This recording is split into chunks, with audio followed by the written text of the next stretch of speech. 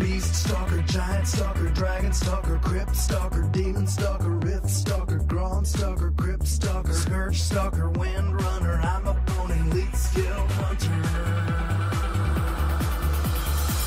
A death dealer, a life stealer. That's just the cost of being a... Welcome to episode 207 of the Hunting Party Podcast. I am Darkbrew from thebrewhall.com and the Brew Hall on Twitter. I am Solarflair from the Warcraft Hunters Union and Cloak and Quiver. And I'm Delirium from Thrill of the Wild, the Warcraft Hunters Union, and at Delirium Hunts on Twitter. Today is Sunday, December 21st, 2014, and we are broadcasting live on Twitch TV. You can participate in the live chat room where our lovely moderator, Ali Sonder, is there to take your questions. And this week, as you can see, Bendek and Artemis Howell are out this week with prior obligations. But just a quick shout out and congratulations to Artemis Howell. I believe she completed Mythic High Mall this week. So congratulations to her. I'm sure that was not an easy feat. Yeah, I mean that's a huge deal. I think they finished world 9th, US like continental US first. If you're including the oceanic servers, it's second. But still, I mean, that's nothing to scoff at. That's incredible work. So good job, Artemis, on your success at Heimel. Yes, and look forward to her coming back and telling us all about that for sure. And I apologize for folks for my voice today. I've been a little bit under the weather all week, but scraping it together today. So if my voice is a little off, I apologize. But since our last show, we've definitely got some news, I guess mostly good news coming our way. We had some MM nerfs, which is never good to talk about nerfs, and some BM and SV buffs. So why don't we jump in and talk about what has changed since the last time we had a show? So yeah, they gave us they nerfed kill shot. So basically there was a small nerf to Beast Mastery and a little bit larger of a nerf to Marksmanship in regards to the kill shot. Got reduced by 10%. So I mean, nothing major, right? I mean, it trucked. I could see that bringing it a little bit in line. But what they did was they buffed Beast Mastery and Survival. Survival got a really big Serpent Sting damage increase, and Beast Mastery got better focus fire attack power percentages. So when you pop your focus fire cooldown, it's going to be even more damage. And what this ended up doing was, since both of these abilities, like Focus Fire and Serpent Sting, affect both single target and AoE to an extent for both specs, it ended up bringing all three of the Hunter specs in line. I mean, the closest it's probably ever been in terms of DPS. Like, you can get away, I mean, not necessarily min-maxing, but you can get away with playing any spec in Raid now and not really have it be an issue, because they're all so close together. And I've never seen them this close before. Like, the Sims have been, I mean, within an eyelash width apart of each other. Yeah, and when you talk about the Sims like that, keep in mind that's all theoretical. This is true. DPS and numbers, and so it doesn't play. It never plays out like that. Like, it's very rare that you go and your meters look like the Sims typically, that unless there's like a huge damage buff on a boss or something like that, it doesn't necessarily work out that way. So, when you go and play them, they're going to be closer than, perhaps you're going to see different variation than what you're getting out of the Sims, I should say. Right. Different variation. Because, I mean, there's always user error. There's always, mechanics and strategy. Like, all of that is a variable, and it all comes into play. But, I mean, generally speaking, and actually seeing this in effect in the last 2 weeks, and week for some of it, I mean, I've been playing Survival, other hunters have been playing Marks, and while you give and take a little bit when you play these specs, we can talk about that in a little bit. I mean, it's all right there. I didn't see any outliers anymore, except for Marksman AoE. Like, you can't AoE as Marks, really, because it's garbage, but I mean, everything else is super close. Delirium, yeah. Yeah, that's about what I'm seeing. I think for single target, Marks and Survival are still a decent bit ahead of Beast Mastery, a little over 5%. But for actual raid encounters, they seem pretty similar, since there's only one pure single target fight. So yeah, they're all looking good. I love how Focus Fire plays now. It's a huge cooldown, and that's a bigger base damage increase than Bestial Wrath now, which is kind of insane. It doesn't come with some of the other perks of Bestial Wrath, but it's I don't know, it's really interesting. It does make it a little too RNG friendly or unfriendly, depending on your luck, I suppose. Yeah, especially, I mean, just getting the stack right, and then also, I mean, you were talking about this on Twitter too, and like the tier bonus for BM, like resetting Bestial Wrath, like it's. Right. I think Beastmaster is gonna be really wonky in Blackrock Foundry. Like it's gonna be super hit and miss on the meters. Like sometimes you probably crush it, right? Like getting super good frenzy stacks and just knocking out those resets on Bestial Wrath, or other times you're just gonna get dry spells and it's gonna be like a little bit more lackluster.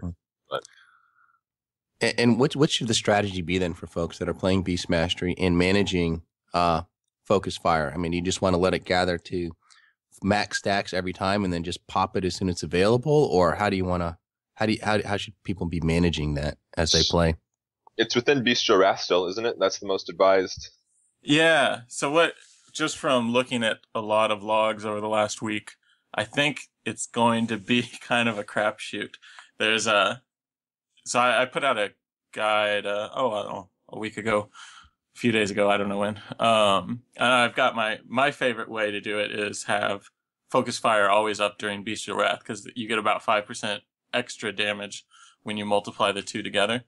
But the people who are getting the best parses on Warcraft logs are just using it immediately and getting really good RNG. So if you can get it, rolling every 20 to 25 seconds, you get a new Focus Fire and use it immediately, then you're getting the best possible DPS. It's kind of random, because sometimes you do that and you'll get terrible DPS, and sometimes it'll be amazing.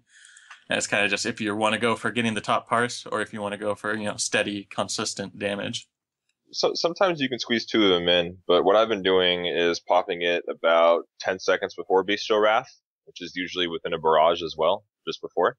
And then I'll have it up for Bestial Wrath 2 and then just a little bit after as well. So I like to do it early, right? So I can still try and get an early reset in, but still have it be up for the big cooldown as well. That's how I've been handling my Focus Fire. Yeah, and have you done any in Heimdall, Solar? Any what? Beast Mastery, sorry. Oh, heck yeah, dude. I got a rank 1 this week on Korag. Oh, nice, nice. Yeah, I was doing some sick, nasty DPS, dude. It was like 29k. So which bosses did you do BM and which were you survival? Man, it was a toss-up, because for this week I did survival and BM. I actually threw out my marksman spec, and not because I don't like it. I just wanted to try the new buffs. And I did BM for Korag, and I think that was it. I think I was survival for all the other fights. It was just Korag.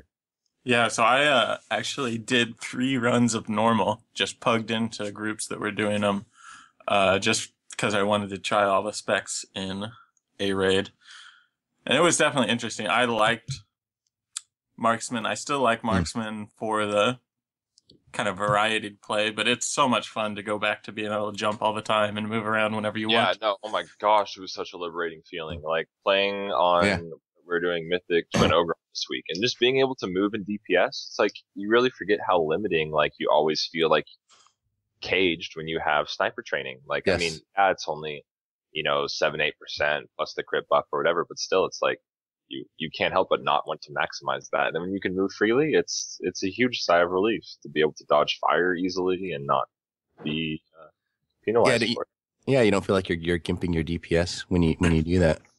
So on the Korag fight, were you just able to DPS, or were you in charge? Did you get like orb duty or anything like that as well? Yeah, I was on orb duty. I get the second orb, but mainly the reason why I got away with doing some really good damage was just because I could cleave too, like just popping Beast Cleave, and all the ads were surrounded by Korag. I mean, you could just rank up the damage through that. So I mean, it wasn't like, it was effective DPS, right? So it's physical damage, so it's not going to take away his shield, but it's just going to chop at his health. Yep. But it's a good multi-purpose tool spec for that fight, I found.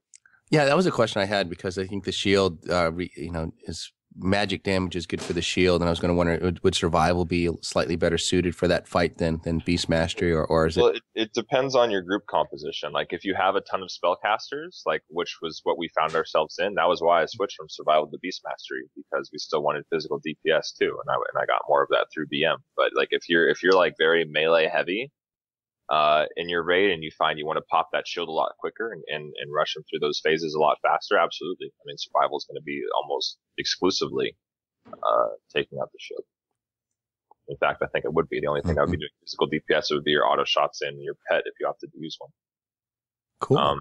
Yeah, and I also wanted to bring this up too. I think we kind of talked a little bit about more some in-depth stuff, but I just wanted to mention when we were talking about how most of the 3 specs are pretty homogenized now. There are still perks to having marksmanship, and there are still some perks to having survival. So I want to talk about my experience this week. I had a 645 weapon up until Thursday of this week. Okay. And marksmanship is heavily based off of weapon damage, and survival less so. So I found that I was simming a little higher using survival just because I didn't have the heavy hitting weapons. So if you guys find yourself in that position and maybe you're just not feeling marks or whatever, you can switch to survival and not suffer so much of a penalty from your weapon damage. Given that, though, survival tends to beat marksmanship on single target fights if you can't really maintain around 80% buff up time on sniper training. So if it's like heavy movement fights, you're probably going to be better off being survival anyway, just because of the new buff to it. And what I've really been liking about survival is you kind of have a dot class again. Like Serpent Sting does really, really good damage. Like my damage breakdown was like 30% Serpent Sting, 30% explosive shot, and then like 40% all other, which was crazy. So working on Brackenspore, we're on Brackenspore Mythic right now, being able to dot the the boss, all of the spore shooters, the mushrooms, it was crazy, crazy good, for that, in that regard. But you still, at a loss of that, miss careful aim, and execute phases with marksmanship. So there's still something to be said about that heavy burst that you're getting above 80% health and then below 35% health. Like those are still really great burst tools that you opt out of. So I mean, it's kind of a give and take. That was all I wanted to say. Well, let's stick with survival for a little bit more then and get even more in depth, because what you say, because that something I think that could scare some people away. Like you said, in the beginning of a fight, especially if you've got like a Marks Hunter or even a BM Hunter, I mean, I think you're going to see survival sort of suffer a little bit on the pull relative to those, and then maybe a little bit once you get into the execute range. But for the most part, I mean, survival is designed to be sort of a steady stream of damage. No, I mean, it's just, it punches the same, pretty much every punch hits pretty hard. Yeah, it's basically a flat line. Yes. Yeah. So, I mean, if you see a Marks Hunter in your, on the pull, you're probably going to see him jump straight to the top of the meter, especially if he gets, lucky with the Thrill of the Hunt proc or something like that. But that doesn't mean, Marks is the end all be all still, that, you're going to be doing steadier damage as survival. Yeah. And like you just said, it's not really the end all be all. Like it depends on where you want to delegate your damage. Like for our Brackenspore kill, I'm not the person who's really supposed to be just straight tunneling into the boss. My job is to get everything dotted up and kill all the ads. And survival works amazingly well for that. Marksman, you kind of suffer with that. You have to wind up shots. I mean, sure, they do big damage, but it does not, what does it not do? It just doesn't get the job done like survival does in that sense. That's all it really comes down to. And so what's the talent breakdown looking like for survival now? What talents look pretty good for that? Well, here's the problem with survival. It is the only spec now that has a 100 focus pool. I've been taking the standard breakdown for talents, Murder of Crows and Thrill of the Hunt. But I do not enjoy taking Barrage with survival more so than I do the other two specs, because it is a serious cut in your focus pool and your rotation flow. Having to dump 60 focus and then build that back up for black arrows and stuff like that, it's kind of dirty. Unless it's a super obvious AoE fight, like say something like Tectus, that would be the only time I'd ever opt to use Barrage. The reason I like Glaive Toss is because it really doesn't interrupt your rotation at all. It's only 15 focus, and it gives you even more focus to spend on arcane shots. And with Thrill of the Hunt, arcane shots like your number 3 damage dealing ability now, because of that. I just prefer the synergy with my focus with using Glaive Toss and not barrage. Just given that you only have 100 focus, and barrage really just messes a lot of that up. Yeah, I kind of had the same experience, especially with a fight like Brackenspore, where it's hard to, sometimes you get lucky and the ads are close to each other, but generally you've got to spread barrage pretty thin to hit multiple targets. And so I would also find Glaive was a lot better and use my focus on getting my dots up on every target instead of on trying to somehow get barrage to hit multiple targets. Yeah. And then what about level 100?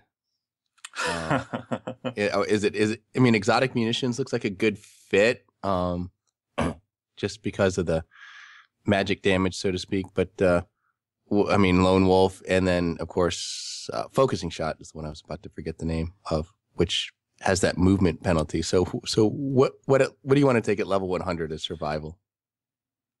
Delirium, do you want to go? Because I have my own take on this. But. Sure, I'll give it a try.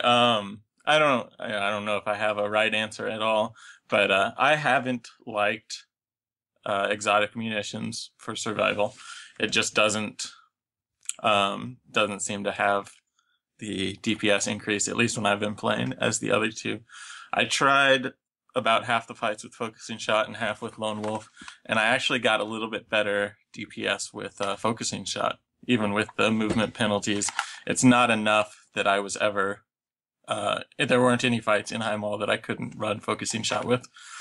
Maybe a couple spots in Twins where it got a little bit hairy, or I had to kind of cut it close. But with disengage and other movement abilities, it wasn't too bad. So I had previously, months ago, said that I really didn't like focusing shot for survival, and I have to take that back. It's still a little rough with the 100 focus. You don't have a lot of play, especially with the long cast time. You're getting about 64 focus out of that shot. And so making sure you're low enough to not cap is a little hard, but with instance, it kind of makes up for that. So I'm ready to say focusing shot is at least my top talent for survival. So yeah, what I was saying was I see every benefit with focusing shot. I just don't like the movement restriction. When we're doing things like Orgron and Brackenspore, which have been our primary two challenges right now, you just have to move so much, and it's really hard to get the shots off, I felt like. So I've been sticking with Lone Wolf. The problem with Lone Wolf is that it doesn't really affect Serpent... Well, it doesn't affect Serpent Sting damage at all. And you kind of miss out on that, but you still get the benefits and the shots that it does list. And I may try focusing shot on fights where I get to stand still and turret a little bit more, probably on Kargath, I'll give it a go. But yeah, I just don't really care for planting my feet in that manner. But I mean, I totally see why it would be worth it. 100%. Yeah, and that was the big thing for me, was making sure I could get up a Serpent Sting on every target. And there were a few fights I should run through it a few more times with survival. I didn't realize how much barrage was kind of hindering me until a little bit later. So with focusing shot, you can always immediately pool focus for anything. You have 2 seconds and you're back to full focus. So it makes barrage a little bit easier if you do want to try to run barrage. And that's, I think, why I started taking it. But once I switch back to glaives, then you kind of have a lot more freedom to choose, I think, between the talents and see what feels right for you. In the way I was handling barrage, because I was using it for quite a while on Brackenspore. And what I liked about it, or how I used it actually, was I just saved focus for it. Once the spore shooters were about to come out, and you can usually get a pretty good cleave going on, I wouldn't use barrage on cooldown. I would use it actually every 30 seconds as opposed to every 20. So, I mean, after a fourth cycle of spore shooters, I mean, yes, I would be missing out on one full barrage. But I found it a lot more handy to time it and get the most benefit out of it that way than to actually use it on cooldown and interrupt all of my focus. Cause you go from 60 to 0 and you have to build all the way back up again. And then with Black Arrow and, crows and stuff like that, you kind of starve yourself, like we mentioned. So I was using it a little bit differently than just on cooldown. But yeah, it was interesting. That was the first time I think I've ever opted to use barrage like that. Yeah, that definitely makes a lot of sense. And I think there's a few fights where Barrage does better if you do that. I was trying to think.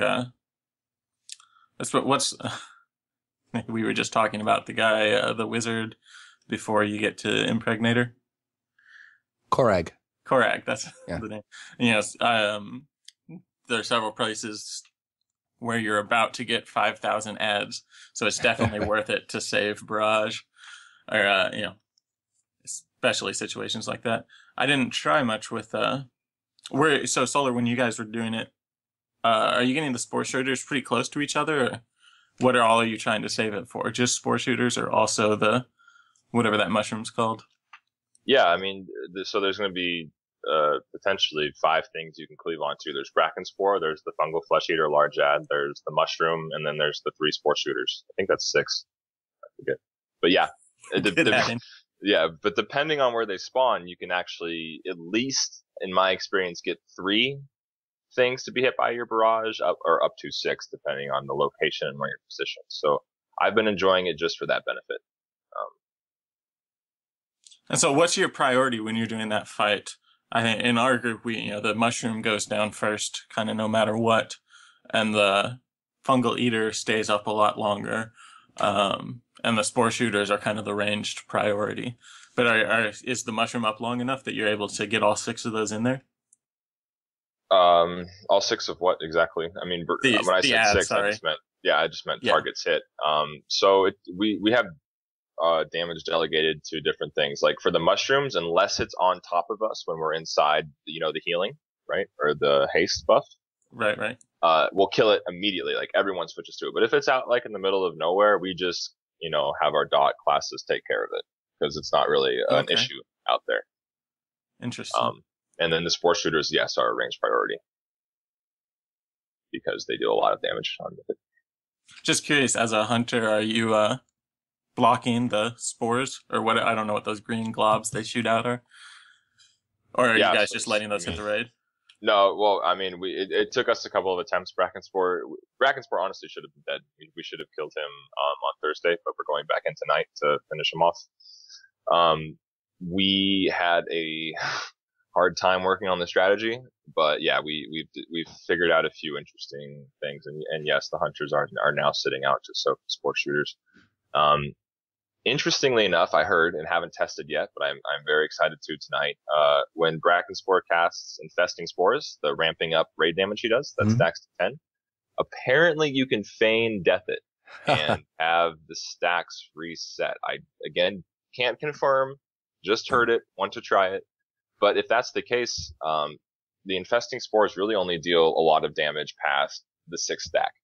So if you feign death at 5, you're just going to get 2 really small stacks of 5. And that way it's a lot more manageable, for your healers, to not have to worry so much about you and heal other members of the raid. So I thought that was pretty cool. And I can't wait to try that tonight because that's a big deal. Yeah, definitely. Love feign death. So where does Stampede kind of fit into survival, or it just doesn't? I mean, are there any situations where you might want to take that just to get a little bit more burst for that spec, or is it just can't outperform a Murder of Crows due to the 1 minute cooldown on that? Yeah, there have been huge arguments about that recently. I think some of that means nobody knows, but also the Sims are kind of showing a lot of variance. What it looks like right now is if you are taking Lone Wolf, you actually get an extra pet out of the deal. So normally it calls out 4 extra pets. So you get your, if you're taking a different ability than Lone Wolf, you get your regular pet plus, which you always get, plus 4 pets. But if you take Lone Wolf, you still get the Lone Wolf buff and 5 more pets because it's bringing out your whole stable. So as for a fight that goes over, 5 minutes and 30 seconds, they're getting a lot of damage out of those 2 stampedes without losing your Lone Wolf buff. And so I think that's where Stampede has really been shining. And it looks like it's a little bit more damage than 5 or 6, a Murder of Crows. Right, yeah, well, hey, there you go. I mean, that was the answer you're looking for right there. Yeah, so a longer fight, or a fight where you're going to get at least 2 stampedes is where you might want to consider taking it. And there are some of those that are like that. And so what I've been, it kind of, you can just look at how it lines up. If you're at, once you get back up then to, 9 minutes, you're going to get all 9 of those Murder of Crows in, and that's going to start competing with damage again. But I think at points where you're just barely getting off 2 stampedes, right at the beginning and right at the end, then you're really benefiting a lot from that long cooldown. Is that just true for Stampede in general, regardless of your spec, or is it really more of a survival thing? I think it's survival and marksman. If you're playing Lone Wolf, it does really well because it kind of cheats and gives you an extra pet. And if you're not, then it's doing, 25% less damage. So with focusing shot or exotic munitions, I mean. Now, I know, Delirium, you were playing with the Sims, you and Bendek, I think, were playing with the Sims earlier this week, and we're talking about steady focus, because I think we mentioned that Thrill of the Hunt seems to be very strong talent in that tier, certainly for marks and survival. But what about steady focus? I mean, I think you said you found a bug in the Sims. Yeah. And it was underperforming as a result. And wasn't that for Beast Mastery? Yeah, well, it applies to all 3 specs, but it has the most effect for Beast Mastery, especially with the new Focus Fire buff. So what was happening is the ability gives you, 50% more focus? Is that correct? Focus regeneration. Yeah, so instead of 4, you get 6 base. And your pet actually inherits 125% of your focus regeneration. So if you have steady focus up, it inherits 125% of that 150%. So it keeps going up and multiplying for your pet. But in the Simcraft, in Simulation Craft, it wasn't applying the buff to the pet. So the pet was getting only getting 6 focus per second still, instead of its 9 focus per second that it gets in the actual game. So what was happening is you don't get the extra basic attacks for your pet. And it's only about 10% more, 15% more basic attacks. So for survival and marksmanship, that's damage that you would have been getting otherwise. But it's not a huge portion of damage. For Beast Mastery with adaptation, first of all, that's a huge amount of damage that you're losing on the sim. And you're getting your pet's able to do its basic attack more, so you're getting a lot more frenzy stacks. So I think on the simulations, once it was fixed, they're reporting it's doing maybe 5 or 10% more focus fire uptime, just from that little fix. So I think in Blackrock Foundry, we might be seeing a little bit less of marksman, just because of how movement intensive some of the encounters seem to be. Do you think that this would ink out over survival in terms of single target damage, given how many stacks of frenzy you'll be getting? Yeah, I haven't gotten it to in a sim. I've been trying to run a lot of different options. But as Beast Mastery scales, I'm not sure what our gear is going to look like. I know we get a lot more multi-strike in Blackrock Foundry, and have a lot more options on our stat priorities that we really don't have right now with the limited gear of these 8 bosses. So it could be that, somebody finds a build that works amazing for Beast Mastery. Right now, I think it's mostly important for AoE. And because, as you get more attacks from your pet, that means more cleave also. So it works really great for AoE. That extra focus is enough to keep up your multi-shot and run those beast cleave 100%. So that's kind of your only focus is AoE, I suppose. And it works out pretty well. Again, I don't know if it's enough to bring it above either of the other specs, but for people who are Beast Mastery diehards, I think this steady focus has definitely pulled into the lead as far as the uptime on focus fire goes. So interesting. And now that all 3 specs are kind of performing like you would hope they would, they're very close. What does this do for the stat priorities, and how should people think about managing this? Which in terms of like enchants, gems and things that they might get. I mean, scopes even. I mean, we have a question about scopes later on actually, but should we try and min max for one particular spec? Is there a way to balance it out? What's a good recommendation for people? Yeah, I haven't found a good way to balance it out. I know that's been a lot of the argument on the forums recently, is to get survival above marksmanship, you have to have a survival build. You can't switch back and forth very easily. Yeah, you really have to dedicate yourself to multi-strike if you are interested in playing survival, but it's so hard because, I mean, while survival kind of is a jack of all trades, like it's got good single target, it's got, I mean, respectable AoE. I mean, there are still instances where you may opt to switch to marksmanship to get the extra kill shots and the careful aims like we talked about, or for beast mastery to get, a ridiculous cleave.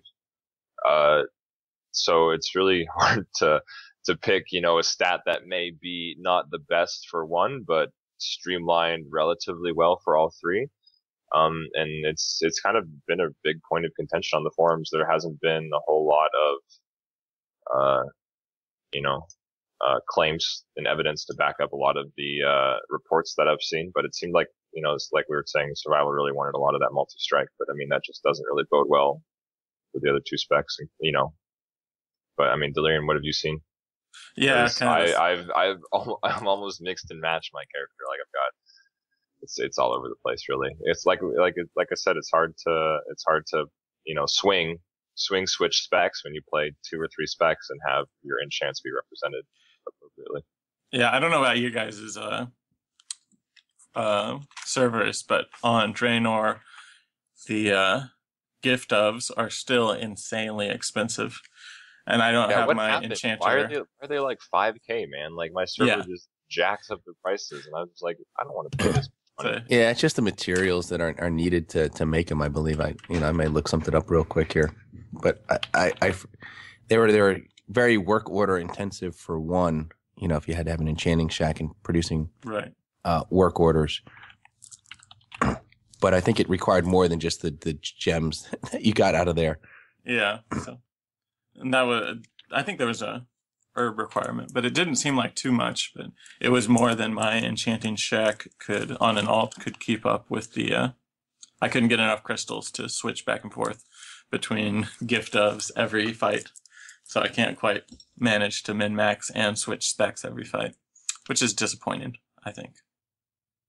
And especially with Reforging gone, that's kind of your only option for really altering your stats significantly. Yeah, so those gift stubs, they usually take like a temporal crystal, like multiples of those, like 4 of those. And then they take like the sorceress, earth, and fire and stuff like that, 3 or 4 of those. So people aren't they're not swimming in those, so that's why they're that expensive. They're very costly to make. And those crystals from if you are doing it on the garrison building, it takes 10 of the whatever you get from work orders to make exactly crystal. Yeah, so anyways, it's been kind of hard to really check and test and try to min-max all of the specs.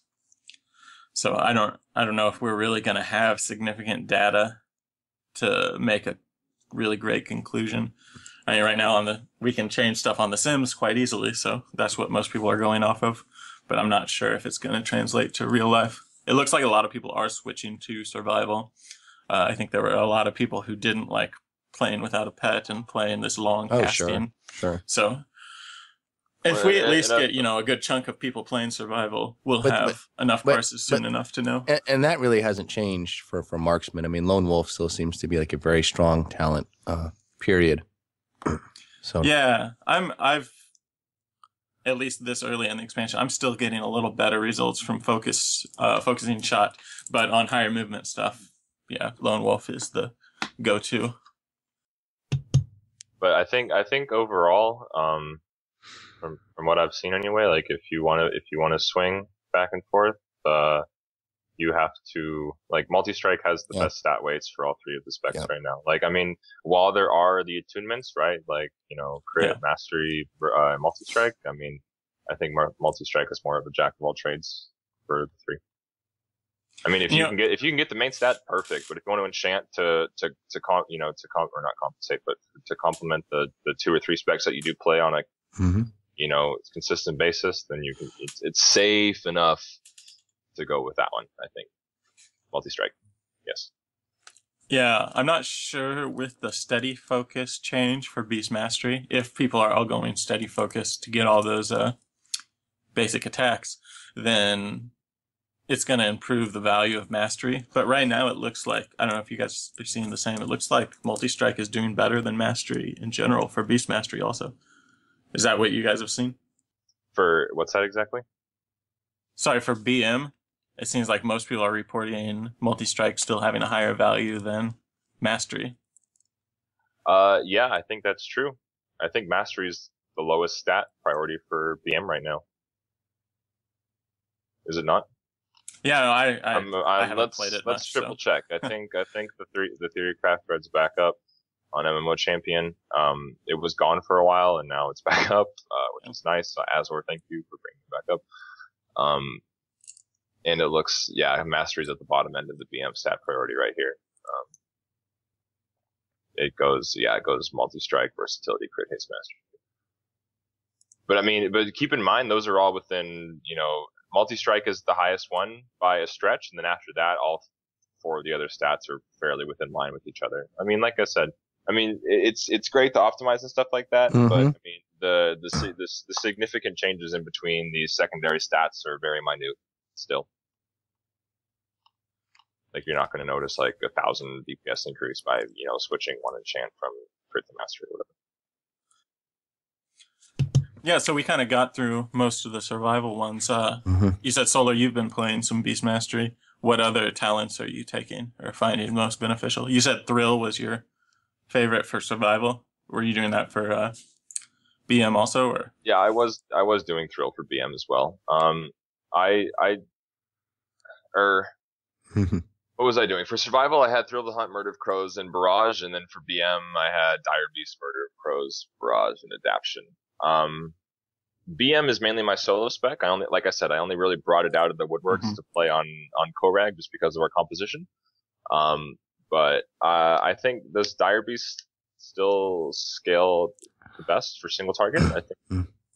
Yeah, that's what Bendak did some sims, and he was saying Dire Beast was either Stay Focus and Dire Beast were getting close to equal on single target, but yeah, Dire that was Beast my question. really What good. happened to Dire Beast for Beast Mastery? That always seemed to be the one to take there, but yeah, so that still scales with mastery. Steady Focus has a mastery scale. Thrill doesn't exactly, so it's kind of I think lacking for BM. But both of those specs on single, or both of the Steady Focus and Dire Beast look really good for single target Beast Mastery. And then I guess, Murder of Crows and Stampede kind of have the same argument. I think because you always have a pet with BM, most people are taking Murder of Crows. Yeah. And then Adaptation, of course, just seems that's like a complete no-brainer, it sounds like. Of course, Adaptation's awesome. But I still find Murder to be useful on several encounters, like Brackenspore, Imperiator, the last dude. Like you can find really good instances to chain strong strings of Murder of Crows on targets and get a lot of uptime on Murder. Yeah, and that was my question too, because awesome. we've sort of talked about the 1 minute cooldown, but we didn't really talk about the other aspect of it, where the cooldown will be reset if the target dies before the crows have worn off. So, like I said, in those multi-ad fights, I'm sure you can find multiple opportunities to, as you say, chain them across ads and get a bunch of extra damage in that way. And that certainly that Korag fight would seem one where you could find chances to do that. Where else, maybe? Yeah, I think Brackenspore we mentioned. I'm not sure. Texas you can to some extent, especially if you're killing one set of 4 before you go back to the other shard. So Texas has some opportunity, I think. I'm not sure about the other Solar. Yeah, for well, isn't Dire Beast the choice for AoE? Is it not? That's a different tier. For no, weren't you talking about AoE on Texas though? When did you take? Oh no, Murder of Crows. Just places that we can spread that out. Well, yeah. So there's what? So let's think of all the fights then for Heimall, where you can Texas. You can do one. I guess you can spend the focus for that, of course. You just have to watch it. Like if an ad is sinking fast and you're like it's at 60%, but in 5 or 6 seconds it's gonna be dead. Don't waste Murder on that. Like Like really good examples are spore shooters, because those usually last for like 10 or 15 seconds. I like on the last fight for Imperiator, the War Mages and the Reavers. If you do it on Heroic as well, like you can usually snipe pretty good Murder of Crows back to back on those guys pretty well. Things you can get, because you have 15 seconds. That's what you have to keep in mind. You have to ask yourself, is this going to die in 15 seconds to get the refresh cooldown? And if the answer is yes, then absolutely go for it. But I tend not to do it. I tend not to waste murder on things that are going to be dead in 5 or 6 seconds time, because I just don't feel like it's worth the focus. The 30 focus, and then it's almost dead by the next Cobra cast you get out, and then you have to use it again. Not a huge fan. I like them as long as the duration can possibly get.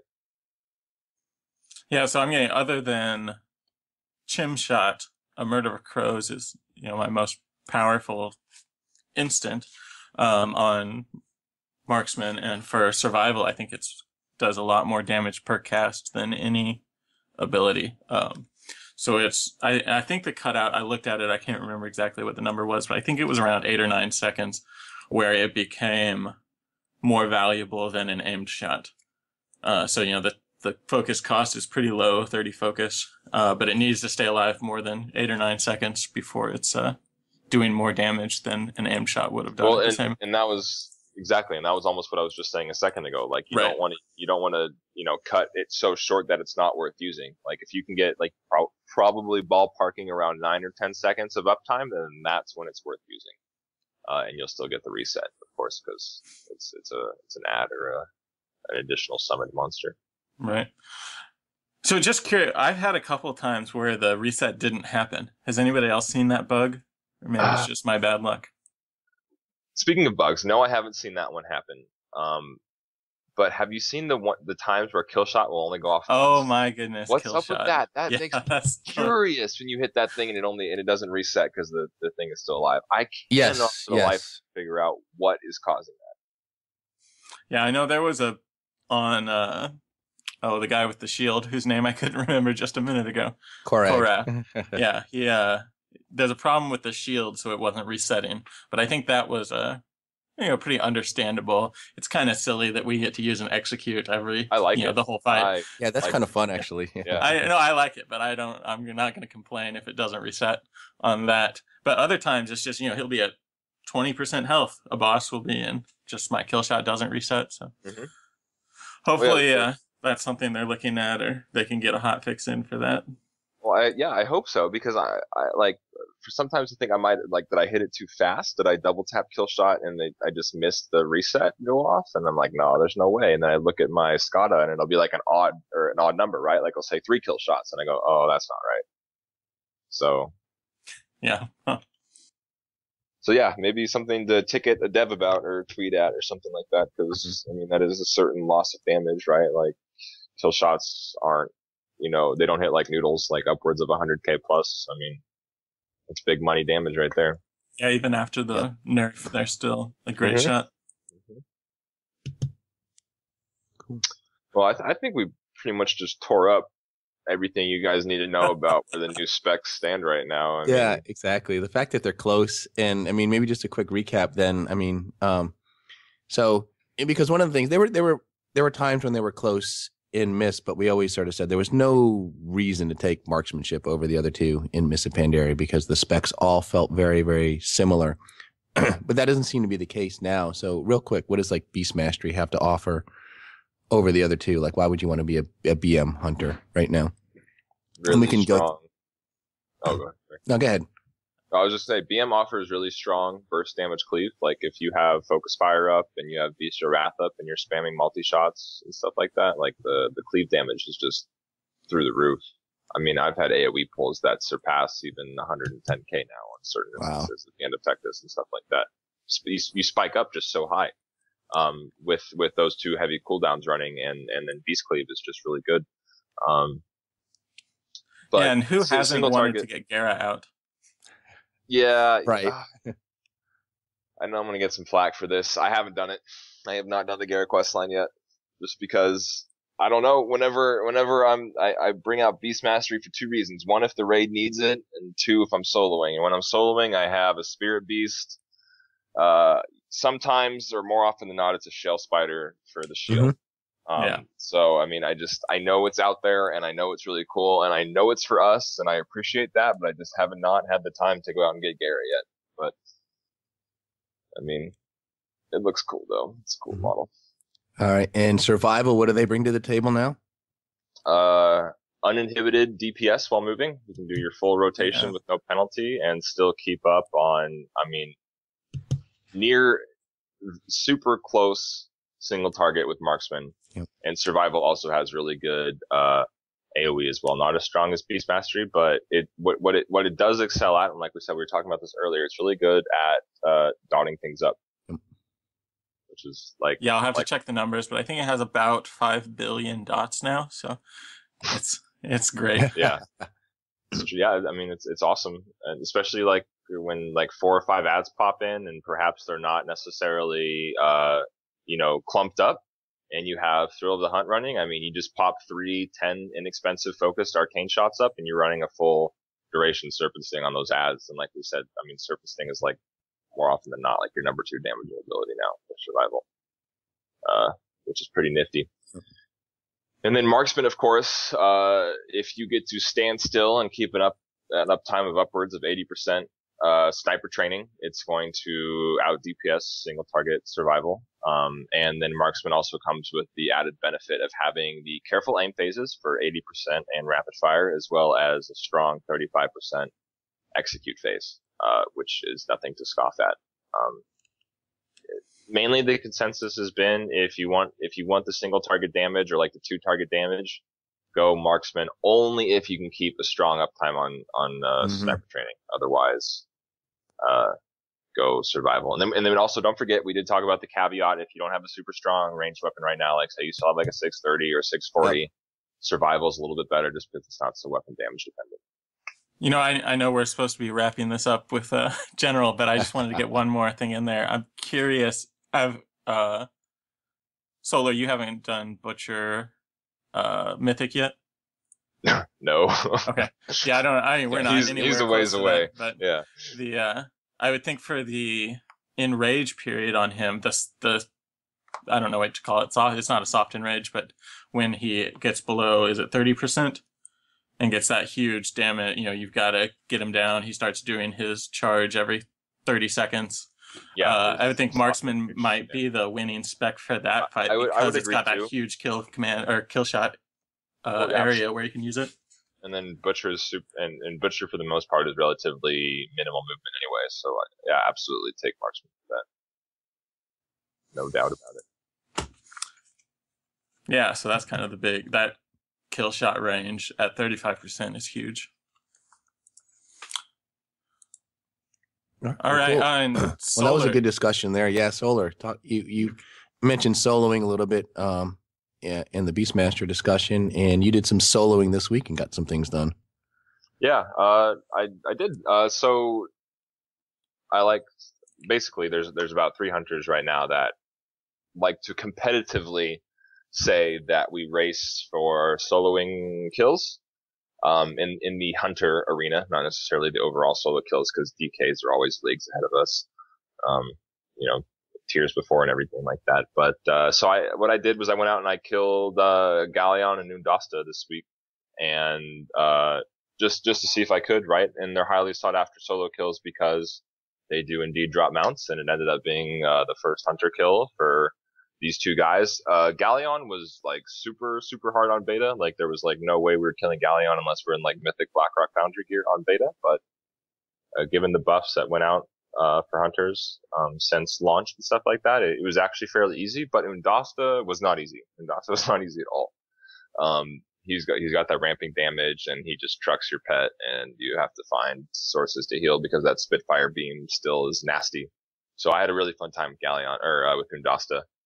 And in addition to that, I have finally written up my solo guide to kill every mountain boss in Mists of Pandaria. So if you guys are interested in doing some neat solos that involve bosses from Mists of Pandaria to get neat and cool mounts like Elegon and Jikun. I'm gonna have the guide all written up right after the show.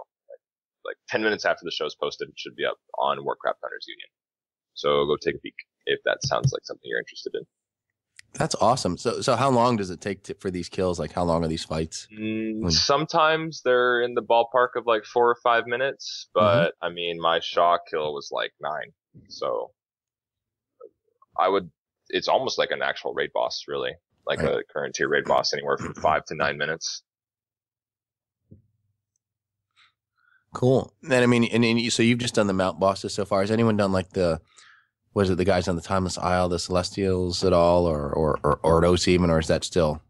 The Celestials have been done. I did the Celestials actually at the very end during the pre-patch. Okay. I killed Zhao. But Ordos, I think, is going to be a while for that one to happen. Yeah, the unavoidable damage on that is pretty rough. Is very high, yes. What was I going to say? Yeah, but I mean, in order to get to some of these bosses, you still have to clear the raid, right? So, like, in order to get to Elegon, you still have to get through up to Spirit Kings and stuff like that. So you get to see some fun stuff along the way before you get to your prized map.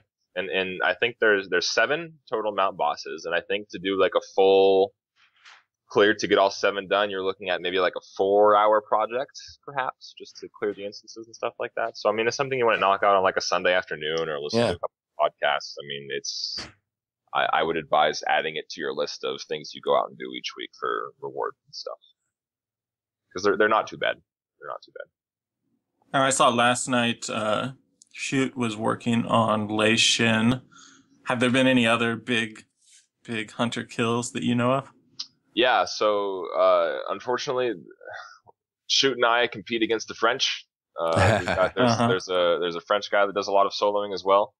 And that's Durandil? Yeah, Durandil. Yeah. Yep. And he's I mean, crazy good. Mad props to that guy. He thinks outside the box like all the time. He got Lei Shen first, and then Shoot got him, and then I'm on Primordius right now just because I would work on it more, but we added an extra raid day this week, so I haven't really been able to get a whole lot done. But next week is the Heroic Throne of Thunder race. Hordon's going to be really fun to do on Heroic. Tordos is going to be really fun to do on Heroic. There's going to be some neat ones. So yeah, the race continues. Cool. And you find good. That Beast Mastery, of course, is the spec, and then the. I mean, I assume you're cycling through your pets as you go through some of these fights. In others, you're pulling some in and out for different things. But you said the Shell Spider seems to be the primary one that you like to bring. Yeah, some. Like, rarely will you ever deviate from running a Beast Mastery build. I actually did Immersius solo as Marks, just because I wanted the heal through Chimera Shot as well. In addition to the Spirit Bond, I had my pet out. It was a weird one. But yeah, rarely will you ever deviate from Beast Mastery. And for the most part, yes, you will be running a tank pet, like a Shell Spider or a Turtle. But sometimes you want the heals from your Spirit Beast as well. So like, for example, on Megara, I was using a tank pet, but through high damage phases, every 45 seconds, I would actually, dismiss my pet and get the Spirit Mend out and then get the tank pet back out again. So, I mean, perhaps not as much cycling as you used to through stable stacking since that's gone, but I mean, still pets do provide certain benefits. Absolutely. And then do you do anything? I remember way back when, and I think it's long outdated, but just curious, do you ever use anything like the old like tier 5 2-piece set bonus, which caused your pet to be healed for like 15% of the damage you deal? I mean, is that, I mean, the stats on that armor obviously is going to be so low to almost make you feel naked at this point, but is that something that you think about or is still valuable?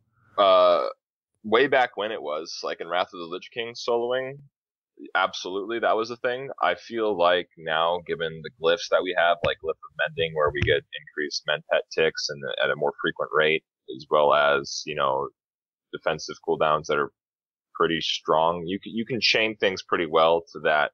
I haven't found the need to break out that 2-piece. But it's not out of the question. I mean, if there ends up being a fight where the damage out on our pet is just unbearable, I mean, it's an option to pursue. I mean, that's the thing about soloing. It's always dynamic and there's always a lot of variables at play. But I haven't found the need for it yet. Is that the awesome. question? Definitely not, but yeah, not now. Well, awesome. I mean, look forward to seeing how the other Mists of Pandaria raids and everything go. And then I guess eventually, as you get better gear, you'll start tackling some of the Warlords of Draenor stuff, if not the raids, and certainly the 5-man dungeons and stuff like that. Exactly. Yeah, perhaps at the end of the expansion, we might dip into like a high mall, perhaps. Like just like end of Siege. I mean, we were making pulls on Immersius at the end of Siege. But yeah, the Mists of Pandaria content is still very bountiful. Like we have Heroic Tot still, and then like Garrosh is the ultimate goal, right? Yep. So we'll see how that goes. Cool. All right. Well, why don't we move on to we have some listener Q&A and some tweets and stuff like that. So it's actually piled up a little bit throughout the show. So why don't we tackle some of these, answer some folks' questions? First one was, go ahead. Yeah, the first one was from Aurelius. He said he wants to know, is there a crit cap soft or hard for marksman?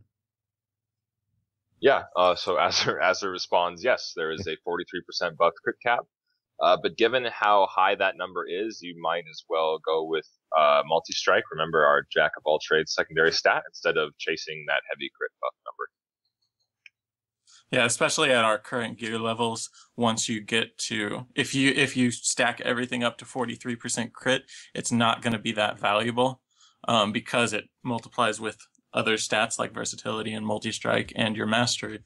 You're going to want to balance the other stats with it. So it's not worth going up to 40% while your other stats are lagging behind and you don't have a significant amount of those. Yeah, I remember it was interesting. I remember watching Devi's stream from Paragon, who's Paragon's hunter, after they killed Margok this week. He was doing like a post-kill stream, and he opened up his character sheet. His crit was like 42%. And I was like, dang, man. But he had a crazy high item level. I mean, like crazy high. I think it was upwards of 680 or something like that. No, it couldn't have been maybe 678. It was super high though. Like his item level. Yeah, was like, I think 678 was their average. Yeah. Next question. BM Jager asks, are the stat priorities on Warcraft Hunters Union updated? I see slightly different priorities in different guides. I was going multi-strike as BM since that's what I had seen elsewhere, but I saw Warcraft Hunters Union showing mastery and was a bit confused. Yeah, that's not updated. Mastery is not BM's secondary stat. I mean, is it its preferred secondary stat? Yes. Is it the one that you should be going for right now? Negative. So I guess that does answer that question. Perhaps we need to revisit some of our guides. Yeah, I think the BM... Go ahead, though. Yeah, go ahead. No, you have your spot here. Well, Azurtharian was updating the BM guide. I'm not sure if he still is, but since it hasn't been a preferred raid spec, I don't think they were paying a lot of attention to that guide. But there was something I want to say on this. So anywhere you see numbers on, this stat priority is correct, is wrong. So there's when you look at the gear you have at this point, like your stat priority is going to change with every different piece of gear you get, every stat you get. It's never going to be this one static thing. Like if, just because it says crit, multi-strike, whatever else it is. If you just stat crit, as we said in the question before, your other stats are going to lack so much that it's not going to be worth it. You're going to have to balance those as you go. I think Esoth, I saw the guy who made the WoW Hunter calculator. And that site is shaping up quite nicely. I didn't visit it for a time just because I knew there was some inconsistencies with it. And hey, no big deal. Like it's still in development. Like I totally understand that. But I just revisited it this morning and I'm like, hey, this is solid. So if you guys haven't checked out Esoth's Hunter tool yet, what's the website for it? WoWHunterTools.com. Yeah. Yeah, that's it. Yeah, WoWHunterTools.com is really good. Yeah, and it really is. It's sort of the new female dwarf, essentially, is what it is. But so something he said with your best in slot list. Once you're into farm, you've got your best in slot list from all of the bosses. But when you're doing progression, you want to take the best gear from the bosses you've killed up until the one you're working on right now, and you want to make the best set of gear. And that's what's going to help you progress the fastest. That's what's going to help you get through the boss you're working on. And so if you just take the stat priority, like the one that's up on MMO Champion right now, it's got, those numbers that you can plug into Ask Mr. Robot or whatever. But those are for if you have the best in slot gear from the whole raid. And you don't have that yet, unless you're one of the 10 or 11 guilds that have killed all of them. The rest of us are working on our best in slot from all the bosses we've already killed. So it's going to be a little bit different. And I think that's why we're seeing all of the guides have a little bit different answers. I think, Icy Veins has one answer, and NMOC has one answer, and Warcraft Hunters Union has another. And they're all going to be kind of approximations that aren't actually going to apply to your gear, because your gear is a little bit different than everybody else's. Yeah, and keep in mind, too, especially with this first raid tier, and it may be like this throughout the expansion now. I mean, most people aren't just sticking to one raid difficulty. They're probably dipping in normal, dipping in heroic, and LFR. So the item levels of your gear across the board is just going to vary. I mean, it's going to look very inconsistent, especially with Warforged gear and whether or not you get a socket on it and things like that. So that's, I guess what I'm saying is you're probably not going to have no one's going to have the same set of gear across, one from one hunter to the next. It's going to be very different and very different eye levels across the board. So it'll look very non-standard from one hunter to the next. And that's all I had to say about that. Nymph writes in about Lone Wolf. Curious what your opinion on the current state of Lone Wolf. I, for one, have not taken the talent solely because I enjoy the pet aspect of the class. I've mained a hunter since playing in BC, and the idea of playing in-game content in WoD without a pet leaves a bad taste in my mouth. So she goes on to ask. I think we've beaten the death out of this topic, but you want to keep going? Should we wrap? She wants to know. Yeah. As for people wanting the Archer Ranger class, what would happen if there is a talent that made hunters melee and it outperformed ranged hunters? Yeah. I'm sure people would be just as frustrated as I am now. They would be, and we. I think you're right. I will give you that one. If they made survival a melee hunter, I'd be like, I'm not doing that. Which I suppose is comparable to making a petless hunter. I can give you that one, but I still prefer the ranger archetype. As much as I still love my pets, I thought it was neat to just be solo. And I've said it 100 times. I know we've talked about this a lot. And if you want to go back to other shows, I think we talked about this on every show since launch. I mean, it's certainly a very highly opinionated topic, and a lot of people have a lot of passion about it, which is good. It's good to have people passionate about things, but I mean, I think Bendak stands more on your side, and I kind of will go back and forth on it. But I mean, you did bring up a good point about melee hunters. I mean, people would throw a fit about that. I go back and forth on it too. I always like to chase the DPS whenever I can and learn something new and kind of challenge myself that way. So I mean, I don't like Lone Wolf in terms of a flavor, but I'm not. But hey, it is what it is, and I'm certainly willing to try and learn. But as we've discussed this entire show, things are a lot closer now than they were before. And if you really are opposed to Lone Wolf, then, hey, be a BM hunter, be a survival hunter, and you'll probably do just fine. Yeah. So, I don't know who asked this, but somebody's asking, what if it were called Robin Hood? Oh, that's from Ali Sonder. Yeah, what if we called this spec Robin Hood? No. You can only use a bow, and you have to wear green. Hey, I'll do the arrows, maybe. Hey, back on Converse Raid, I crusaded the idea of a Robin Hood. Like, I wanted the my podcast was named Cloak and Quiver. I wanted the cloak. I wanted the quiver. I wanted to look like a forest ranger. For the love of God. And you did that transmog competition, right? Mm-hmm. Yeah. You got some great submissions for that. Just make one tier set with like a hooded figure to give me a nice hood and cloak. Maybe add a quiver to like the back of the shoulders, and I will never complain about a tier set again, ever.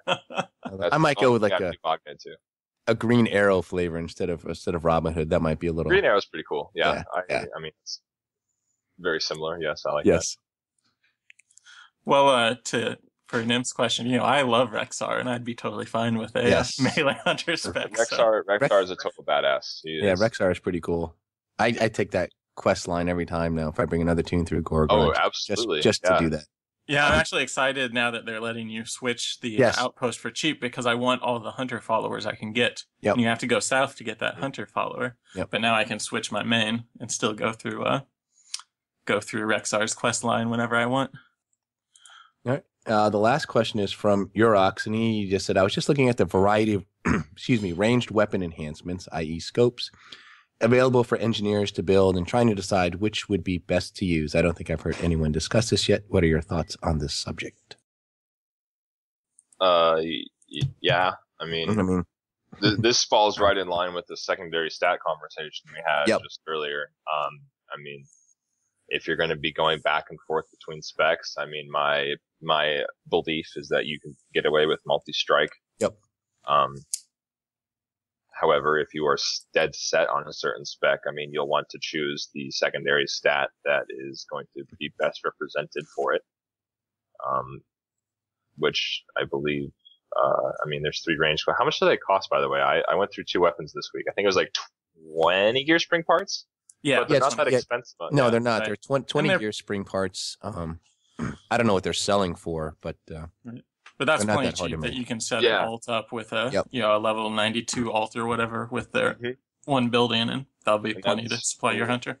And that was what I did too. I made 2 scopes, and then I bought another 3 on the auction house, so now I'm all stocked up for if I do want to swing back and forth between a few different secondaries. So, I mean, I think I bought mine for like 200 gold to pop. So, I mean, for the more, people that have like a couple K lying around and just want to buy a couple scopes up, I don't see that being, I think that would be a good investment. I think they're going to start to get cheaper too, especially if people keep their engineering shacks and start making, because, eventually once you get your Blingtron, you make that eventually sooner than later, if not already, the crafted gun is going to become somewhat obsolete. It's very expensive to upgrade. Yeah. As it is. And I think you only can get it up to normal level at best, maybe slightly better than that. Certainly not heroic level. Yeah, it's 655 or 660. I can't remember which, but that's the highest with 3 upgrades and all those Savage Bloods. Yeah, and it's expensive, to get it to upgrade to that level. So yeah, people that have the 3 of 3 crafted weapons are out of their mind. I mean, that many Savage Bloods is just beyond me. Yep. Yeah, so the only thing I'd add to the scope conversation is, depending on your trinkets, you might want to use a different priority on your scope.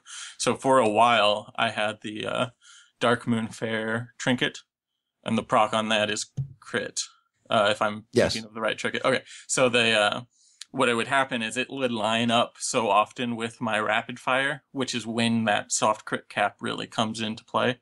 And so I was getting a lot of wasted crit. And so while I was using that trinket, I switched to a multi-strike, which is still a great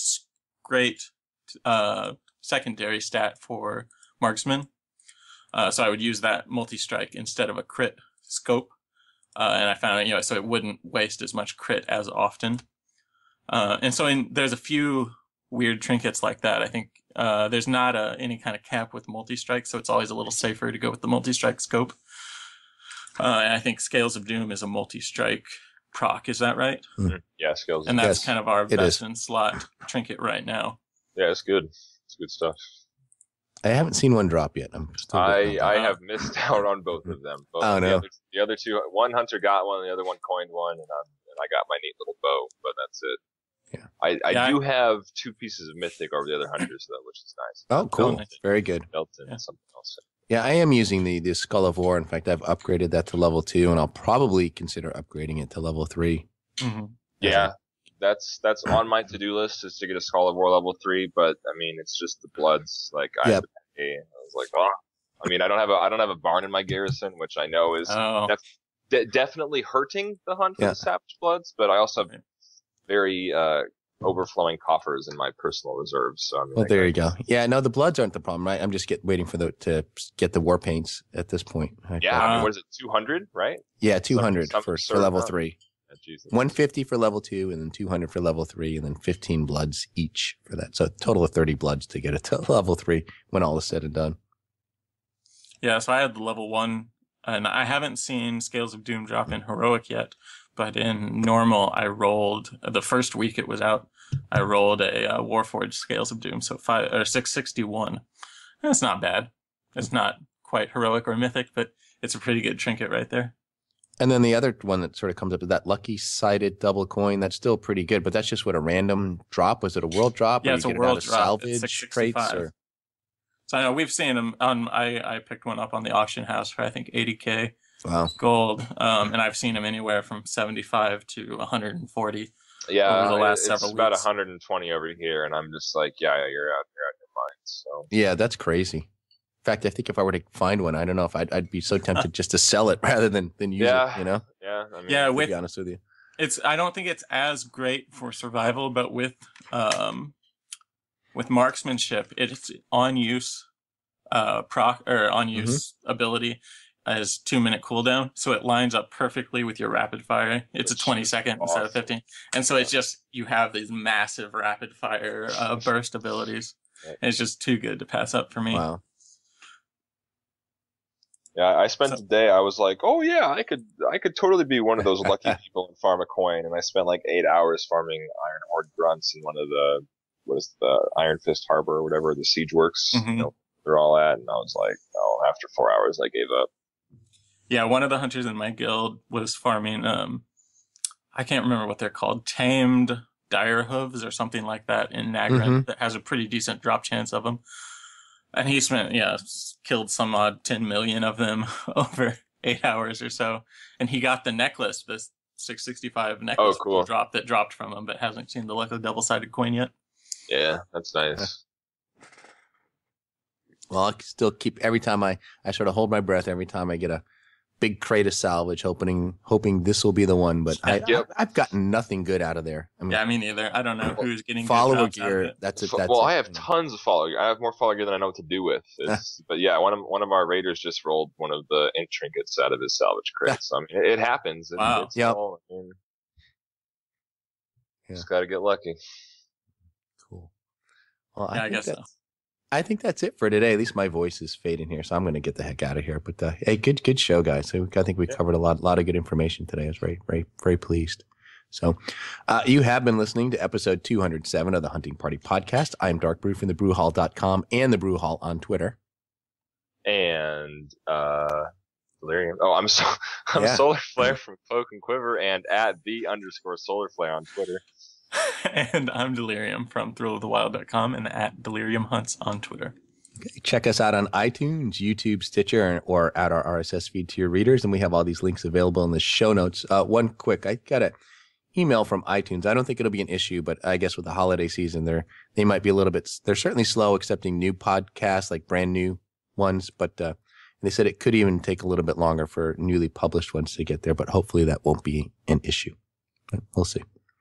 But we'll get it up there as soon as we can. I think mine was in there within the week when I did it. It was pretty quick. But if you have a question or topic you would like to discuss on the show, email us at huntingpartypodcast@gmail.com or send us a tweet at huntingpartypod. And if you're not following us there, I would recommend you do so to get show updates. Yeah, please do. All right, stay thirsty, my friends, and remember to drink your dark brew lager. Always flare at the choke points. And remember to heed the thrill of the wild. For the Horde.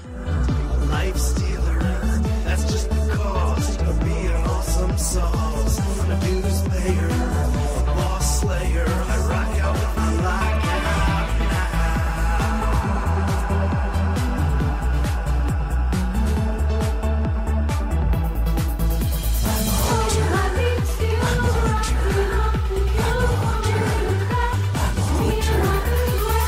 Viper to cheetah to dragon hawk.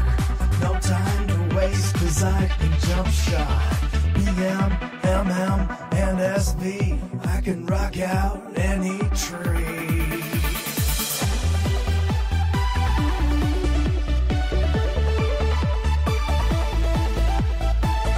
Never worried about my threat, cause I've got FD and misdirect. Catching loose mobs in my traps. I never miss, cause I am hit capped. Cause I'm the hunter, not the marked. I'm the fighter, not the spark. I'm the kiter, not the kite.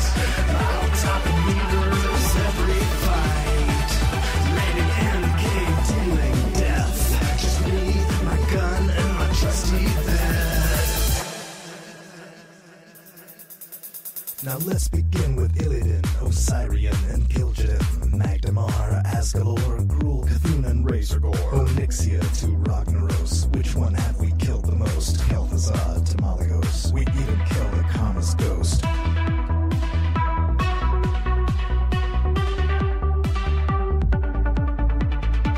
Feels like we're getting close, all that running as a ghost. Anubarak, Yogg-Saron, Nefarian, Sartharian, Magthuridon, Saphiron, Lucifer to Sulfuron, Archelon, Amalon, Coromon, and Algalon. The faction champions, the death toll rolling on and on. Garvale, Executus, Chromagus, and Jaraxus. Known who will kill this. We won't stop till we kill our boss.